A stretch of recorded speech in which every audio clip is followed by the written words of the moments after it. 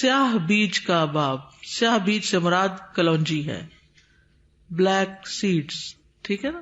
عربی میں بھی الحبۃ السوداء کہتے ہیں اور انگریزی میں بھی بلیک سیڈز، اردو میں کلونجی. حدثنا عبد الله ابن ابي شيبة حدثنا عبيد الله حدثنا اسرائيل عن منصور عن خالد بن سعد قال خرجنا ومعنا غالب بن ابجر. سعد کہتے ہیں کہ ہم نکلے اور ہمارے ساتھ غالب بن ابجر تھے. فمرض في الطريق، تو راستے میں بیمار ہو گئے. فقدمنا المدینہ، تو ہم مدینہ آئے. وهو مريض، جبکہ وہ بیمار تھے. فعاده ابن ابی عتیق، تو ابن ابی عتیق نے ان کی عیادت کی. فقال لنا علیکم بهذه الحبیبۃ السوداء، کہنے لگے تم پر لازم ہے کہ یہ کالے بیج، چھوٹے چھوٹے جو بیج ہوتے، حبیبہ تصغیر ہے حبہ کی. حبہ کہتے ہیں دانے کو، اور حبیبہ چھوٹا سا دانہ. یہ چھوٹے کالے بیج جو ہیں ان کو لازم پکڑ لو. فخذوا منها 5 أو 7، 5 دانے لو یا 7 لو. فاسحقوها، پھر ان کو پیس لو.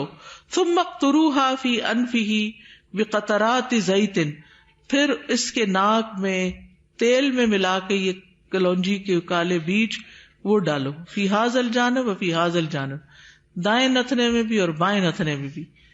فإن عائشة حدثتنی، تو حضرت عائشہ مجھ سے کہتی ہیں، انہا سمعت النبی صلی اللہ علیہ وسلم، کہ نبی صلی اللہ علیہ وسلم سے انہوں نے سنا، یقول، آپ فرماتے تھے، ان هذه الحبۃ السوداء شفاء من كل داء الا من السام، کہ یہ کالے دانے یا بلیک سیڈ جو ہیں ہر بیماری سے شفا ہے سوائے موت کے. قلت وما السام قال الموت، میں نے کہا یہ سام کا کیا مطلب ہے؟ فرمایا موت. ٹھیک ہے. حدثنا یحییٰ بن بکیر حدثنا اللیث عن عقیل عن ابن شہاب قال اخبرنی ابو سلمۃ وسعید بن المسیب ان ابا ہریرۃ اخبرهما انه سمع رسول اللہ صلی اللہ علیہ وسلم یقول فی الحبۃ السوداء شفاء من كل داء الا السام. ابو ہریرہ کہتے ہیں کہ انہوں نے رسول اللہ صلی اللہ علیہ وسلم کو کہتے ہوئے سنا کہ حبۃ السوداء جو ہے، کلونجی جو ہے، ہر بیماری سے شفا ہے، الا السام، سوائے موت کے. قال ابن شہاب والسام الموت، ابن شہاب کہتے ہیں کہ سام کا مطلب موت ہے. والحبۃ السوداء الشنیز، اور حبۃ السوداء بلیک سیڈ جو ہے یہ شنیز بھی کہلاتے ہیں عربی میں.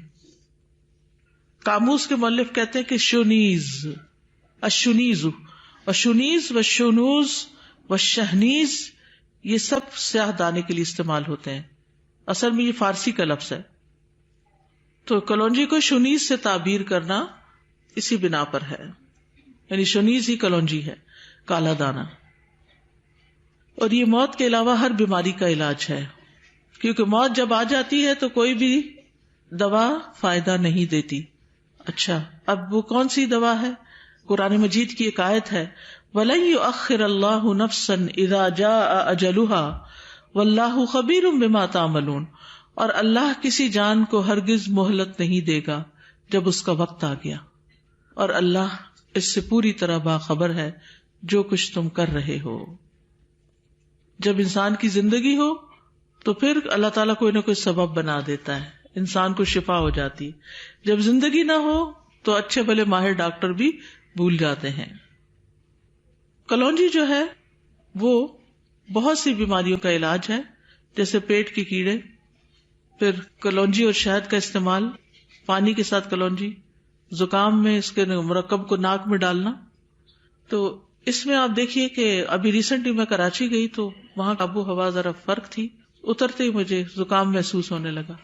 تو جب میں گھر پہنچی تو انہوں نے میرے لیے کلونجی کا آئل خالص نکلوا کے رکھا ہوا تھا اور شہد بھی. تو میں نے دونوں چیزوں کو باہم ملایا اور تھوڑا تھوڑا چکھنا شروع کر دیا. جو ہی اس کو چکھا تو کیا ہوا، الحمدللہ 3 دن کے اندر میں واپس اپنی نارمل روٹین پہ آ گئی. حالانکہ میں پڑھا بھی رہی تھی اور مسلسل دماغی کام تھا.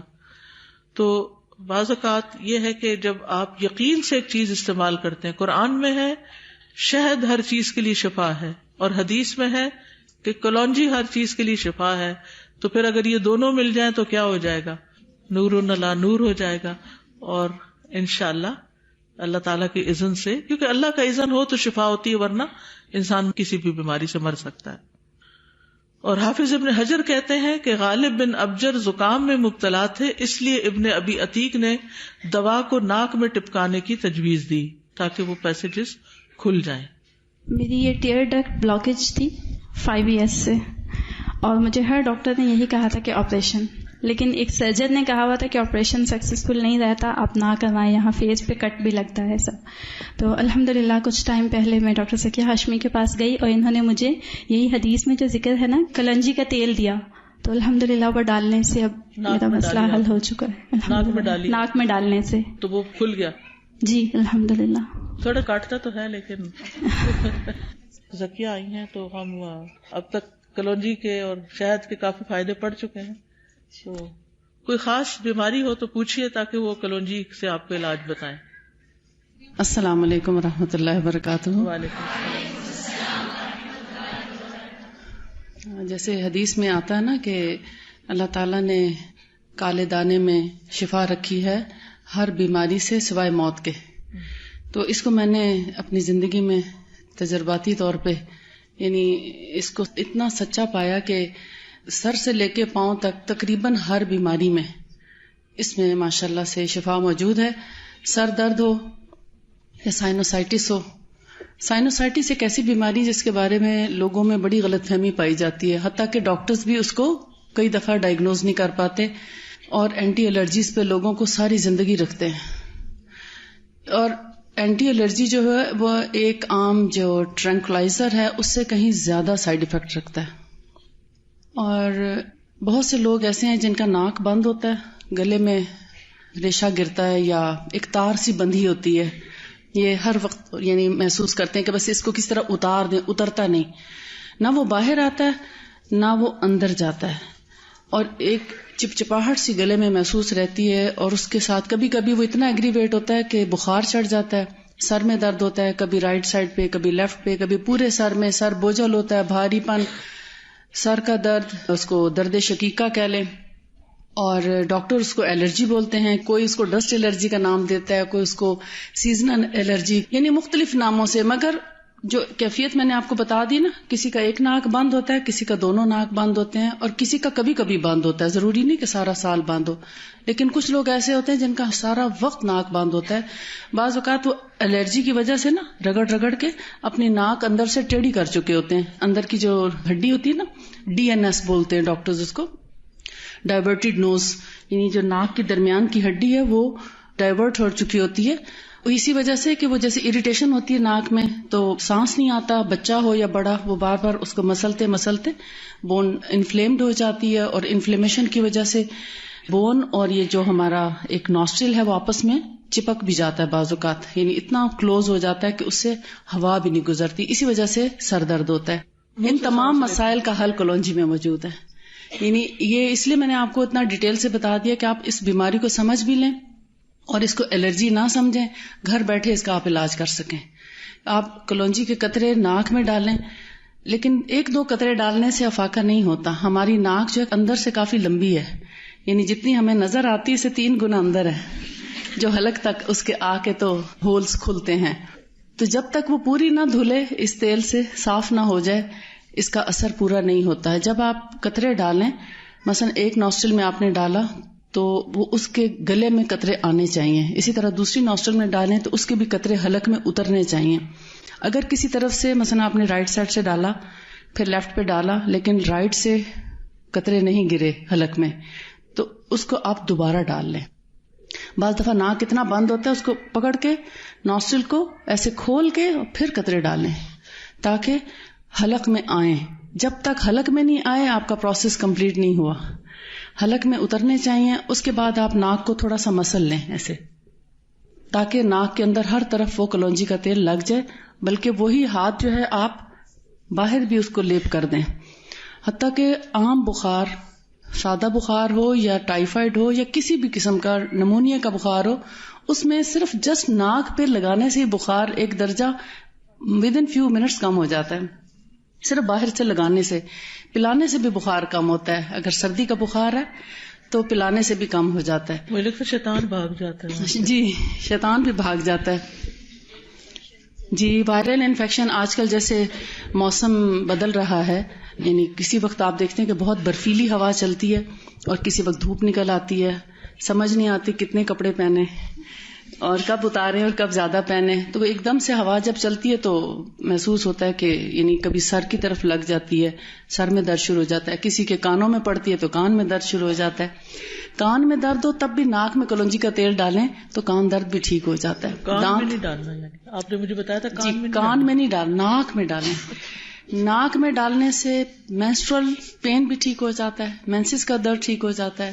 ناک میں ڈالنے سے دانت کا بھی درد ٹھیک ہو جاتا ہے. ناک میں ڈالنے سے کان کا درد ٹھیک ہو جاتا ہے.